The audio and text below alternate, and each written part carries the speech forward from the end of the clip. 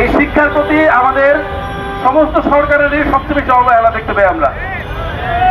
এবং এই শিক্ষার মধ্যে আমরা দেখি আবার অনেকগুলো সেক্টর, যার মধ্যে সবচেয়ে অবহেলিত হচ্ছে মাদ্রাসা সেক্টর। মাদ্রাসা শিক্ষাকে অনেকে শিক্ষা মনেই করে না, আবার দেখি আমরা কেউ কেউ। এবং এই কারণে এইটা নিয়ে আমরা জানি মাদ্রাসায় কারা পড়ে। মাদ্রাসায় এই সমাজের সাধারণত আমাদের একটু নিম্নবিত্ত শ্রেণীর মানুষজন পড়াশোনা করে। এবং সব জায়গায় দেখি আমরা যারাই একটু, যাদের টাকা পয়সা কম, যারা আমাদের মতো গরিব মানুষ, তাদের উপরে সবচেয়ে বেশি সরকারের রোলার কোস্টার চলে আমাদের উপরে।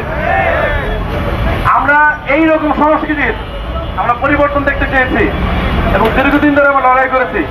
এই দেশের এই বিগত 15 বছরের ফ্যাসিবাদী শাসনামলে যত লড়াই সংগ্রাম হয়েছে ফ্যাসিবাদের বিরুদ্ধে, সেখানে মাদ্রাসার ছাত্র এবং শিক্ষকদের আমরা উল্লেখযোগ্য ভূমিকা দেখতে পেয়েছিলাম। এবং আমরা এই 5ই আগস্ট যে আমাদের বাংলাদেশ আমরা দ্বিতীয়বারের মতো স্বাধীন করেছি বলেছি, সেই আন্দোলনেও, এই ফ্যাসিবাদ উৎখাতের আন্দোলনেও আমরা উল্লেখযোগ্য পরিমাণে মাদ্রাসার ছাত্র এবং শিক্ষকরা জীবন দিয়েছে।